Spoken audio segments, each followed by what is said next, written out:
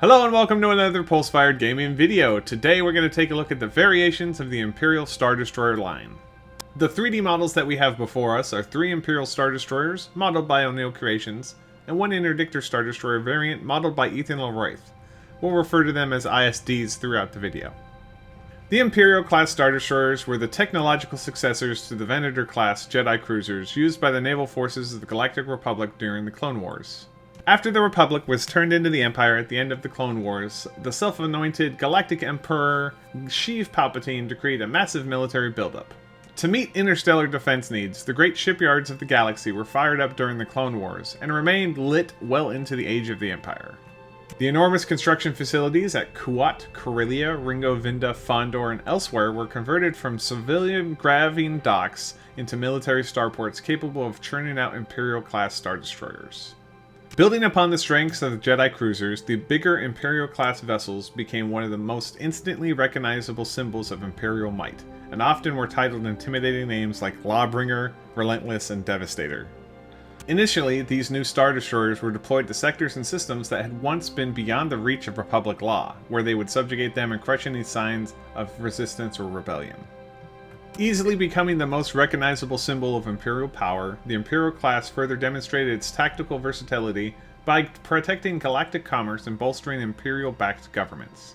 Many admirals, Grand Moffs, ISB agents, and senior Imperial commanders utilized these ships as their personal command ships, with the ship's officers often being as intimidating as the ship itself, whose shadow alone could bring results. At the peak of the Empire, it's said that over 25,000 Imperial Star Destroyers were in existence. Measuring 1,600 meters, the Imperial class was a formidable warship. Imperial 1 class's heaviest weapons were the 6 dual. Part of the Imperial class Star Destroyer line, the Imperial 2 class Star Destroyer was a capital ship model built by Kuat Drive Yards for the Imperial Navy to replace the Imperial 1 class Star Destroyer. Like its predecessor, the Imperial 2 class measured 1,600 meters in length. It was painted a light shade of gray, was wedge-shaped, and had a raised bridge tower. It was outwardly nearly indistinguishable from its predecessor, but possessed several key differences.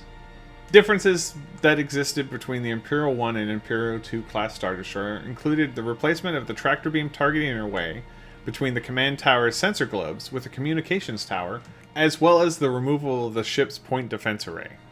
The Imperial 2 was built with a heavily reinforced hull, stronger deflector shields, and greater firepower than the original Imperial 1 class.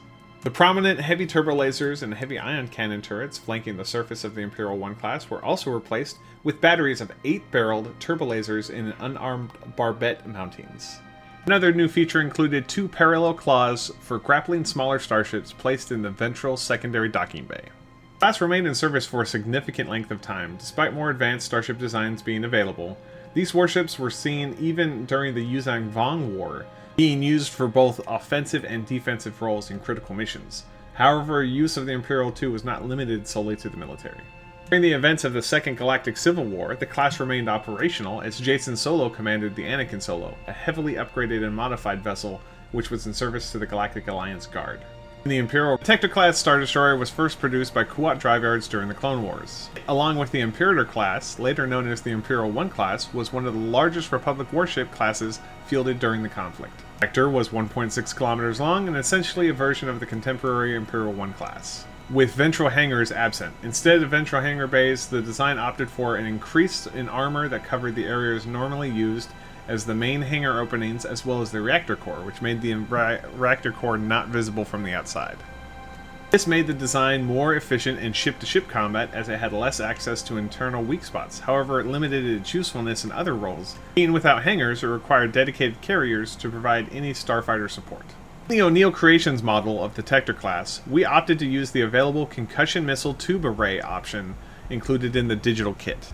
The Tector-class Star Destroyer first appeared as a background ship without a hangar in the 1983 original trilogy film Return of the Jedi. It wasn't named in the field, but received a class designation in the new Star Wars canon in The Levers of Power, a short story written by Jason Fry and included in the 2015 compilation book, The Rise of the Empire. On Twitter, Fry stated that he intended the Tector-class destroyer seen in The Return of the Jedi to be the Harbinger, although it was not specified in the story itself. Vessels of the Tector class were the Harbinger, the Gibbon, and the Archer. Before we round out the Imperial Star Destroyer classes, if you want to see more content like this in the future, feel free to subscribe and hit the bell icon for notifications of our future video releases. Lastly, we'll talk about the Interdictor class Star Destroyer. Galactic Empire used several different kinds of Interdictor vessels, from something as small as the Interdictor 418 class, based on the hull of the Vindicator cruiser hull, all the way up to this Interdictor based on the ISD-1. Stripped of most of its capital ship weapons, but retaining some point defense weapons, the Interdictor Star Destroyer was expected to be escorted by other capital ships that could defend it while it was being used to prevent the escape of rebel ships or limit the ability of vessels to jump in from hyperspace in areas outside of the interdiction field. Known ships of the Interdictor class are the Dominator. The Imperial Star Destroyer line left an indelible mark on the galaxy long after the Galactic Empire's reign. The Imperial Star Destroyer was a ubiquitous sign of might and tyranny for decades and left its mark on the galaxy for generations to come. Thank you very much for watching. Tell us in the comments if you have a favorite kind of Star Destroyer. We appreciate the support our viewers have shown us on our channel. We couldn't continue to make these videos without you. Have a great day.